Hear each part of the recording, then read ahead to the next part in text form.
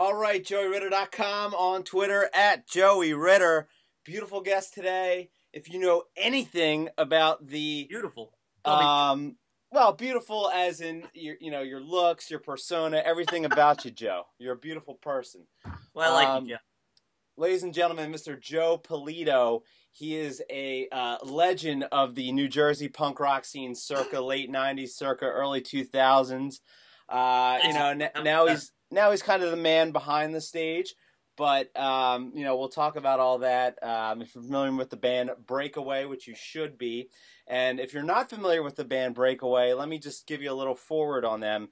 Basically, Joe said to himself, all right, I'm going to start this great band, this great punk rock band, get this great following in New Jersey and Pennsylvania and Maryland, and, just get all these kids downloading our songs, buying our music.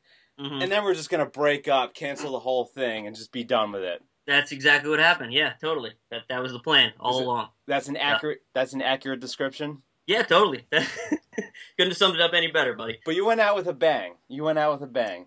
We did. That is accurate. Yeah, I'm happy with the way we went out. So, well, that's fine. Now you're doing aftermath events, and yeah. Actually, I don't know if I've gotten an invite for aftermath events today. I was wondering if you guys went out of business. I wasn't sure. Yeah, I'm pretty honestly, all my friends on Facebook, just all they do is complain about the fact that I invite them to things on events that I do, and it's like, dude, Facebook to me is not like, trying to catch up with kids I went to high school with or anything like that. It's all business. As horrible as that sounds. So I tell them honestly, I'm like, dude, just delete me. It's totally like, I'm not going to be offended. It's totally cool. Like, I'm going to keep sending event invites. So by all means, just delete me. You know what? I like that. You're a man who just stands by it. I tried to catch you off guard a little bit, and you were prepared, man. You were prepared. I'm on it. Now, well, talk to me about aftermath events. I mean, Sure. I know that you work for the Trocadero, which is one of the best places to see the show in Philadelphia. But I'm partial to it. Is it your own thing? Is it intertime with the Trocadero? Tell me about it. Yeah, aftermath's something I've been doing for officially for probably about 3 years now. I've always booked shows, as you know.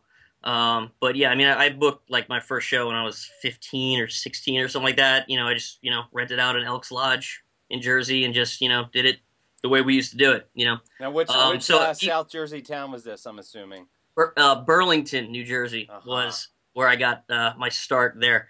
Yeah, outside of Bordentown, in the greater Trenton area, if you will. But yeah, so I started booking shows there. And, just kind of slowly, as then I decided I really wanted to play in a band, more so. So, I made my feeble attempts at playing music for many years. And, yeah, about 3 years ago, I just kind of sat down and, branded it properly, gave it a name, and just kind of went full speed ahead with it. So that's what I've been doing that. It's sort of intertwined with the Troc, because I do a lot of events at the Troc, obviously. Mm-hmm. But, I do a lot of shows outside of the Troc as well, in Jersey still, and even other parts of Pennsylvania. You do shows at the Barbary, right? Barbary. I'm doing a festival in Reading, Pennsylvania, out your way. So I just there's a new venue out there called Reverb. It's really awesome. Oh, okay, yeah, I've heard of that. Yeah, it's a really cool spot. I'm looking forward to that one. What's the Barbary like? I've never actually been there. Barbary's it's a little dive bar to a venue that we both know.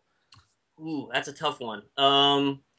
It's kind of, the funny thing about it now is it's really hip, which is hilarious. It's just a dive bar in the hip part of Philly, and they're mostly known for their dance nights and shit like that. But they've been cool.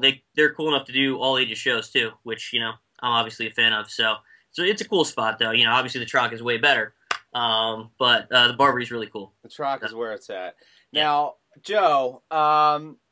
You made an incorrect comment there about a feeble attempt at playing music. You were one of my favorite human beings to watch on stage, all right? So don't be all modest on me now. But, I appreciate that. Now, you've coined such moves as the hit yourself in the head to the beat of the bass drum. Right. You do the, raise your hands high.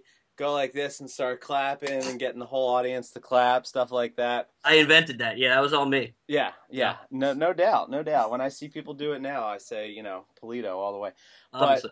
But my question to you is, did you, before you started playing in a proper band, did you practice in your bedroom as a kid, like in front of the mirror?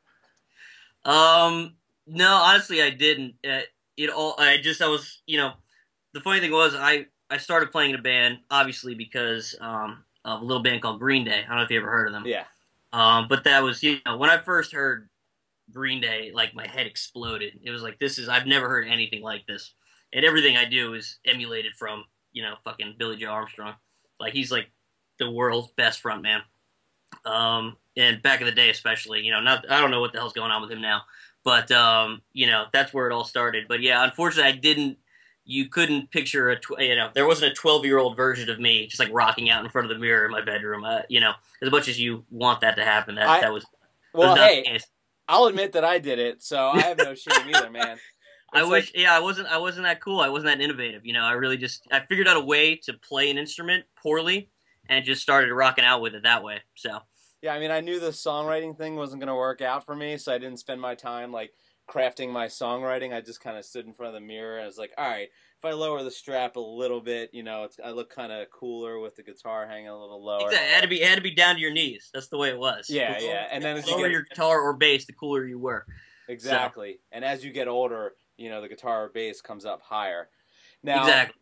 Billy Joe Armstrong, what do you think 15-year-old Joe Pulito would think of Billy Joe Armstrong today? I don't know, man. He looks pretty ridiculous, but and I don't know. Honestly, I haven't really been following what they've been up to. I know they put out like 3 records, and I listened to them all, and they all, music from a musical standpoint, I like them. Mm-hmm. They remind me of that album Warning, which didn't get much love, but I always thought that was one of my favorite records. It's a great record. It's a really like straight ahead melody driven, record, and I think that's what most of these 3 records are. But yeah, as far as their look and all that stuff, I was never a big fan of, I don't know what, like, glam or whatever the hell they look like now. Like, but, honestly, at the end of the day, they still write good songs, so I'm cool with it. They do what they gotta do, They're grown-ass men now, so. Yeah, I mean, I see what you mean in terms of the glam thing, and they definitely, like, have this poster boy kind of thing. But when you think about it, they kind of always were like that. Just to us, we had never seen guys with dyed blonde hair and blue hair. Fair enough. So, like, in the mid-'90s, I think it was kind of, they were doing the same thing, just a different look about them. Yeah, I mean, they weren't, like, over the top, like, with the punk costume. And I think that's one thing that I liked about them. And, like, other punk bands, like Bad Religion or Face to Face, like, because they never felt the need to wear, like, the punk costume where they had, like, spike this and, like, leather jacket, all this craziness. Like Face to Face is like, yeah, what's that? Like Rancid. Exactly. I mean, and I like Rancid just as much as the next guy, but I was never that guy. I always looked kind of like this for the most part. Even playing like punk rock. So I always Green Day was one of those bands that kind of looked semi-normal. And like Bad Religion. I know you're a huge fan of them. Yeah. I think you can agree with me there. They just look like a bunch of normal ass dudes. They just happen to play punk. You know what I mean? Yeah, Bad Religion to me, they were like a band that they were like my Green Day, Blink-182 in like my college life. Gotcha. You know what I mean? It's like age 15 to 21 was like all those Green Day, Blink-182 bands, and then for like the next 10 years, I don't know, Bad Religion. Yeah, Bad Religion. That.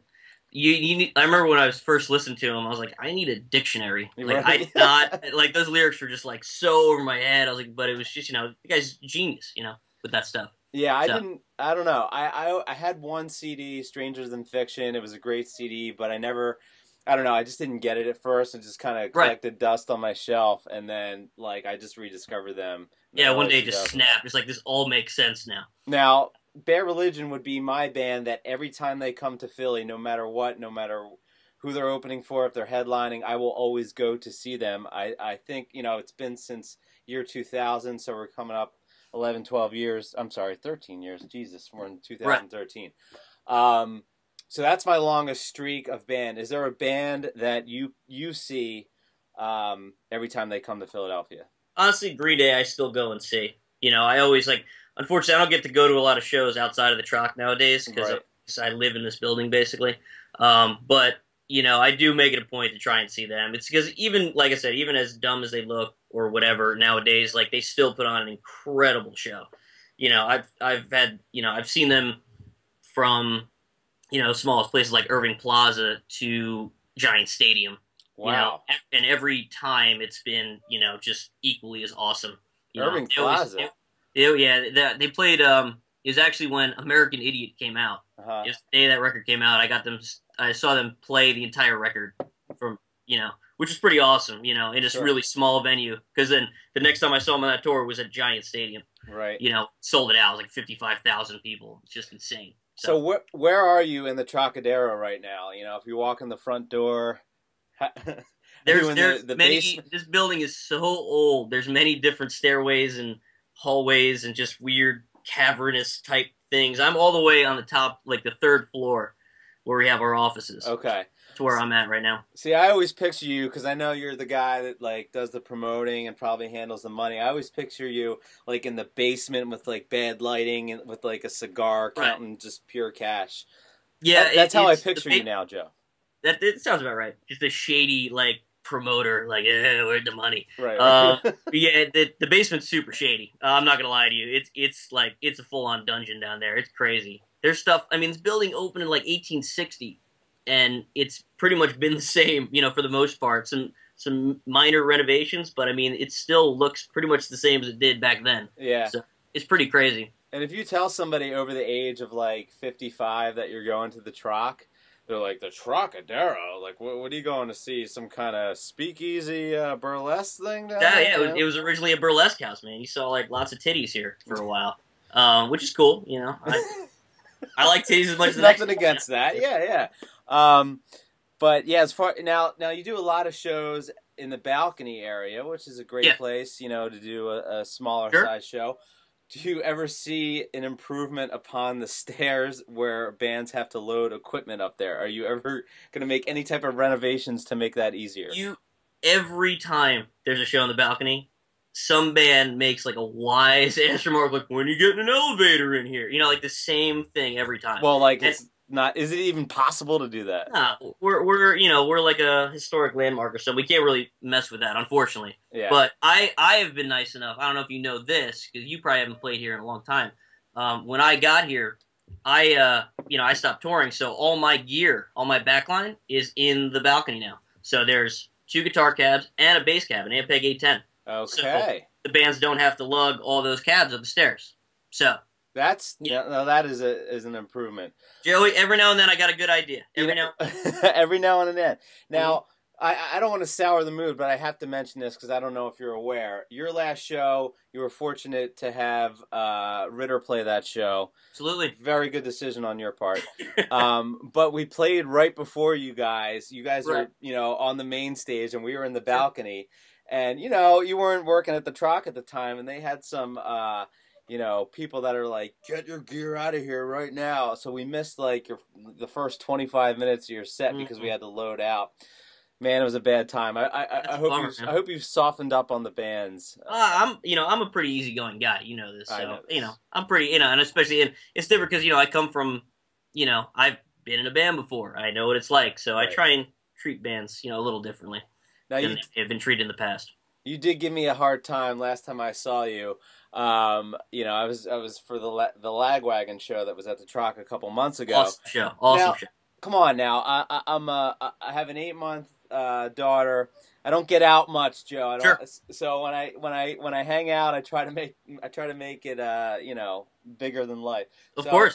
I had the day off from work the next day, and I planned accordingly. I went to the McGillen's Ale House. I had like 3 or 4 drinks in me. Sure. I go and I'm all happy like in front of the Trocadero, and you walk outside. Hey, look at this guy. What's going on, buddy? You did that like kind of like, hey, had some drinks in you, and there was nothing. You were feeling pretty good. You were feeling pretty good. I was feeling great. Yeah, you were doing all right. But you were doing that thing where it's like, you're a little drunk there, buddy. Yeah, you're feeling pretty good. And You know, I had it was a like, big night out for you, man. you know, caught they me don't completely off happen. guard. Yeah, you know, I can be kind of a dick, I guess. I apologize. No, it's great. So It's great stuff. Now, why are you not on Twitter? That I bothers am on me. Twitter.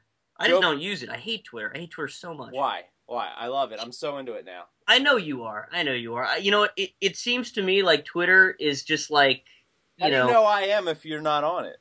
What's that? How do you know I'm into it if you're not on it? Buddy, I've watched, I think I've watched every interview on this blog you got here, which is a phenomenal blog, by the way. But everything, it starts the same way. Hey, Joey Ritter here, at Joey, follow me, at, you know, whatever, at Joey Ritter. So, I know you're all about the Twitter, man. Come on. So, yeah, but Twitter to me is like, there's so much missing from Twitter. Like, you okay? You okay over there? Yes. Yes, like, I mean, like, Facebook seems to offer so much more. You can, you know, pictures and this and that. There's so much more going on, and Twitter is just, like, contained to, you know, just 140 characters or whatever it is. And, you know, I use it every now and then because, you know, I have to, you know, promote things via, you know, as many social media networks as possible. But, yeah, I don't really like using it, I'll be honest. Well, so. you and I would always call each other, like, in the days of MySpace or even like email lists, and we'd always share tips and stuff. And you know, we'd always, whatever the evolution of the next thing, we'd always talk about it. Yeah. And yeah, I agree. Facebook is still king. As much as I try to build my Twitter up, and you know, I get good retweets and stuff for the interviews. It's still like if I post it on Facebook, that's where all the traffic comes from. Right. Exactly. I still like, you know, I'd still like to grow it and conquer that stat, but, you know, yeah, Facebook's still king. Joey, you'll get there, buddy. I know. I have faith in you. But, you know, I just think that you would be such a good tweeter. That's my point. I'm not talking business. I'm not talking about, you know, maybe that's where you can hang out with your friends and catch up with people. Well, Twitter is, you know, you got to have, like, really clever things to say, you know. And I don't have that. I don't have that much to offer as far as clever, quick things like that. You know, like, honestly, it's like, here, I'm doing a show. Come to it. That's all I got. And that's all I do on Facebook, really. There's not much I put on there except for, hey, there's a show. Okay. That's all you really use it for, you know. All right. As boring as that sounds. Well, that just came to my head. I had to ask about the Twitter thing. Now, going back to the Trocadero, you deal with a lot of artists, people that come through. You always have a good story for me. I know, you know, you almost killed Dickie Barrett in a car accident one time. Sort of. Yeah, but yeah, that's okay. Yeah, I almost killed him. So you got anything up your sleeve that happened lately? I wouldn't say lately, but probably the craziest thing that's happened there. I don't know if you're familiar with the actor / comedian Pauly Shore. Oh, I'm very familiar with the actors. Weasel. Yeah, he did like a comedy show here, which I honestly didn't know what to expect because I don't know much about Pauly Shore as far as a stand-up comedian. I know him as, you know, the stars of some really, you know, early 90s movies that were, you know, pretty good, I guess. Good. You know, when I was a kid, they were hilarious to me. Two thumbs up on Encino Man. Yeah, that's pretty flawless. And there was Biodome and a couple other ones, you know. But so he, you know, he's definitely, you know, he's not a young man anymore. All right. But he rolled in there and he, you know, he was like kind of laid back. And the weird thing was I actually talked to him on the phone beforehand, which again was kind of weird. I'm like, what am I doing talking to Pauly Shore right now? It just kind of like, I still have his number saved on my phone because I'm never deleting it. I was like, I still have the text message you sent me just because it's like, you know, it's freaking Pauly Shore. It's so weird. Anyway. So he rolls in there, and he's pretty laid back, you know, and, you know, he does his show, and he does his thing, and then I'm like, all right, man, you know, like, hey, nice meeting you. I called a cab for him, get him over to the hotel, and he's like, well, what are we doing, man? And I'm like, what do you mean? Like, I got, you know, I'm working, dude. You know, he's like, no, where are we going? What are we doing after the show? I'm like, you know, man, I don't know. Like, you get in the cab, you do your thing, man. You know, nice meeting you. See you later. So he starts texting me. He's like, hey, man, let's hang out. And I'm like, I don't know. Like, you know, I'm kind of like, all right, you know, I got to maintain a professional relationship with this guy, you know, because, you know, I work here and, you know, he was a performer or whatever. All right, Joe, can I stop you 1 second? Sure. Surely something had to happen between when you brought him in, he did his show. You had to make him laugh, have a good conversation, sit down and have a bite to eat with the guy. Honestly, no. He was, for some reason, he was just like, all right, let's. He just wanted to hang out, and I'm like, all right. So he texted me. He's like, we're going to the strip club. Come pick me up. Let's do this. And I'm like, I'm looking around. I'm like, I just got a text message from Pauly Shore telling me to go to the strip club with him, and I'm like, you know what? Fuck it. I got to do this. Like, I don't care how unprofessional it may sound. There's no reason why I should not go to a strip club with Pauly Shore right now. So I was like, fuck it. I picked him up at his hotel, and we went down to a strip club in South Philly. And then, the persona that, you would think of, I guess, like a famous actor fully came out. Like, he just rolls into there. He's like, yo, we good? We good? There was like a $30 cover or something. He's like, we good? We're cool, right? And the door guy looks at me. He's like, are you Pauly Shore? He's like, yeah. He's with me. We're good, right? We're good. Like, full on. Wow. And like, oh, yeah, totally, man. Come on. And they brought us to, the back VIP lounge. And I'm sitting there like, what did I get myself into? Like, this is not my style at all. And he's just, living it up. He's just, like no joke, like 4 strippers are just, all over him. And I'm just kind of, standing there next to him, like, all right, just you do your thing, man. He's just rocking out with these strippers. Was he doing this thing, and you're just kind of did he forget about you at that point when he had 4 No, strippers? he kept, his thing was like, yeah, that's my manager. Whatever you need, you talk to him. I'm like, oh, God, this is just getting weirder and weirder. And I'm just kind of like, all right, man, just kind of rolling with it. So, he ended up, going in a back room with a bunch of them and did a whole bunch of stuff, that he told me about later, but I don't want to, divulge that. Yeah, I got you. But, he had a good old time.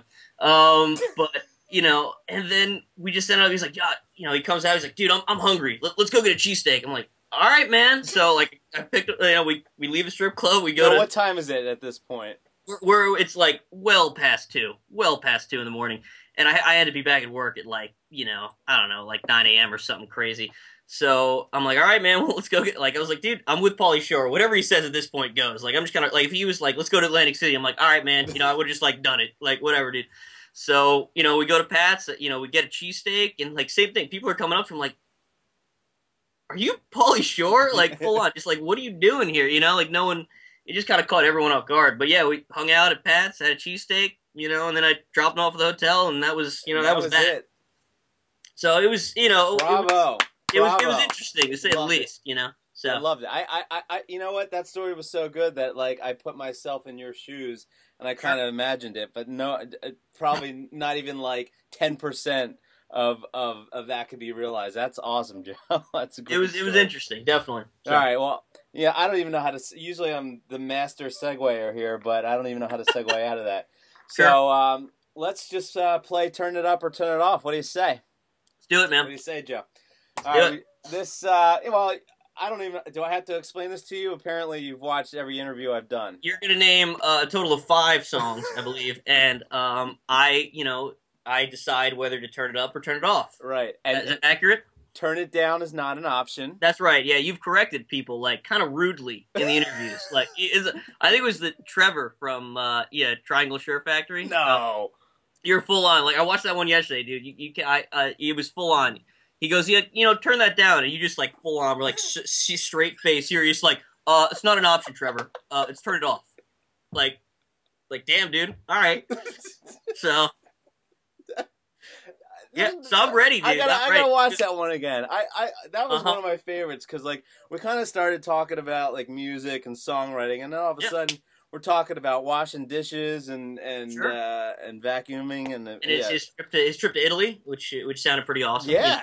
Hey, buddy, I do my research there, Joe. I meant to ask you about Italian things. I'm kind of jealous of your last name. I mean. People don't. Some people know this. Some people don't. My last name is not actually Ritter. It's Di Ruggiero, which is an Italian Great last Italian name. Great and, Italian. When I was in Italy, the guy at the hotel, I don't know. I dropped my name, and apparently it's a name there. I should know all this. I should have done the research. My name means clean in Italian. Believe it or not, I'm Mr. Clean. Joey Clean. Joey Clean over here. So yeah, it's Italian things are great. So. Do you have any, Italian traditions with your family? We just celebrated Christmas recently. Of course. Yeah, we used to do, the 7 fishes and stuff, which I'm pretty sure you did at some point. Joe, But I tweeted each of the fishes. You can nice. follow me on Twitter at Joey Ritter. At Joey Ritter, yes. Yeah. We used to go crazy with the fishes and stuff. But as my parents got older and stuff, they kind of got low key with it. But we still definitely have some type of seafood Christmas Eve, and go to church, do all that stuff. Super Italian stuff. It's a big. I come from a pretty substantially sized, loud Italian family, just like you, I'm pretty sure. Yeah. So, but yeah, the holidays are always great. People screaming and yelling, eating way too much food. It's awesome. That was cool because I married into a family that's way more traditional and stuff, and they've got from like Eagles parties with just a giant food spread to like. Just Eagles, yes. A little too much on the Christmas. Is she from Philly? Is she from Philly or out in the burbs? Yeah, she's from Delaware County. Yeah. Okay, gotcha. Yeah, so you're all crazy Eagles fans. That's right. We're rival high schools. Yeah, crazy Eagles fans. Yeah. God forbid we're in the Philadelphia region as you are. God forbid people root for the Eagles. Hey man, listen, I'm not from Philadelphia originally, which you know. Yes. So I got nothing. I know what city I'm in. I keep my mouth shut when I talk sports around here. So. But I am a New York sports fan, and that's just the way it is. But hey, I got respect for everything you guys do in this town. It's cool. Did I not text you like congratulations? You were moving on to the Eastern Conference Finals when the Rangers, you are a respectful sports fan, just like I consider myself a respectful sports fan. And when it comes to should the Flyers ever get to a certain point, I would expect you to congratulate me. I got nothing but love for for Philadelphia sports teams. They do their thing. It's not the teams I like per se, but hey, you guys do what you got to do. And I am insanely jealous of however old you were in 1993 when the Rangers won the Stanley Cup. 4 years old. No, it was 94. I'm pretty sure, but 94. Either way, it was ridiculous. I was. You're right. It was 94. 93 was Los Angeles and Montreal. Exactly. Yeah, we beat Vancouver. Right. That year. Pavel Bure. Yeah, Game 7. My dad was a huge Rangers fan, so I grew up, kind of just watching all the games and stuff. So it was a significant moment. When that went down, it was for real. I grew up in Queens, so the whole neighborhood was just going crazy and stuff. Because the last time we won was 1940. Before that, so it was a long time coming. So we were pretty stoked. Yeah, I'm glad I got to witness it, and I was old enough to remember it too. You like telling people you're from Queens, don't you? I do. I'm very proud of where I'm from. And I don't know anything about Queens, like nothing. I've been to Manhattan, I've been to Brooklyn, everything else, nothing. Queens is one of the 5 boroughs of New York City. It's a lovely place. I feel very fortunate to have grown up there for sure. But it sounds cool though. It's like wait, Vincent Chase is from Queens, isn't he? Vincent Chase, is that the character from Entourage? This fucking guy talking characters from Entourage. Yes, he came from I forget what neighborhood. I think Woodside or somewhere out there. Somewhere where the subway goes, because they kept on showing the scenes of the subway, over top of where they live. Look, it might be a fictional character, but it's about your hometown, and I'm sure they showed pretty cool things that you might, be like, I drove by there. Yeah, no, I did watch an episode or two of Entourage. It was a good time. Great I enjoyed that program. Great show. Yes. Yeah, maybe I should do switch it off or change the channel and name 5. I don't know. All right, let's do Turn It Up or Turn It Off. 5 songs, 2 options. First song is I Would Do Anything for Love, But I Won't Do That by Meatloaf. Turn that shit up. That song is so good. Dude, I love Meatloaf. Nothing wrong with that song. I don't care. I like some terrible music. Meatloaf is phenomenal, dude. That dude is great. There is nothing terrible about Meatloaf or that song. That came out in the early 90s, right? I think it came out the same year the Rangers won the cup. That was 94. Was that the Bad Out of Hell era? Or no, was that, I forget what album that was. The album was called Bad Out of Hell 2, Back Into Hell. That's what it is. Yeah, that song rules. It's epic. That song. And I forget that there was an incredibly hot chick in that video too. Right. But she was, I found out later, she was almost 40 at the time, that video, and she was still top notch. So But anyway, yeah, turn that shit up for sure. I agree. All right. Second song is Runaround by Blues Traveler. Turn it up, man. Yeah, dude. If you're just gonna name nothing but early '90s songs, they're all gonna be turned up. So yeah, Runaway is a great song. Nah, I think I'm done with the '90s here. But all right. I was trying to go with the theme here, Joe. I was sure. like, I'm gonna think of all the heavy set lead singer songs, but I only got through 2. Gotcha. Couldn't think of any more. Next song is "Hey There, Delilah" by the Plain White T's. Yeah, turn that down. I've heard it enough. It's not a terrible song. They lucked out with They stepped in shit with that song for sure, man. Joe, I'm sorry. Turn it down is not an option. Yeah, you son of a bitch. All right, fucker. Yeah, turn that off. Rather, I apologize. Okay. But yeah, that song was I don't know. It's not terrible or anything. You know, it's a good pop song, but you know, I don't need to hear it. All right. Crazy Train, Ozzy Osbourne. Turn it up. As overplayed as it is. Very overplayed. That song rules. That riff is just unstoppable. Down with it. Last one is Die Young by Kesh $. Ha. Die Young? I don't know which. Is that the newer one? That's the newest one. Hard. Okay, yeah. I've probably heard it. I'm never gonna die young. Do you want me to sing more, Joe? Yeah, please.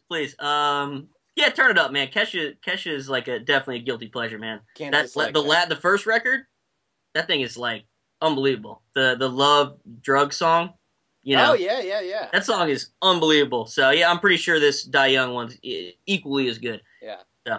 All right, Joe. I was really happy to have you as a guest. It only took like 7 months. Exactly. You were the only podcast guest. I actually had 2 podcast guests back in 2005. That podcast never saw the light of day because I couldn't figure out how to upload a large file in 2005. Right. But we got this documented. I'm happy. Absolutely. I'm happy to have you on. You're welcome back anytime you want. I mean, you know, at this point in the show, I usually say, how do people find you online? Do you even want people to find you online? You can find me online, man. I'm on the Facebook. I got the Twitters. I got the LinkedIn's. I got it all, buddy. Whatever you need, man. I still got a MySpace. You know, I got it all, man. So, what's your MySpace URL? It's Joe Pulito. And guess what? My Facebook one is Joe Pulito. And guess what? My Twitter one? Joe Pulito, because, you know, I don't need made-up names and stuff. I'm, you know, that's my name. I'm proud of it, buddy. I hear it. You should be proud of your name, as I said before. All right, Joe. Thanks so much. Talk to you. All right, later.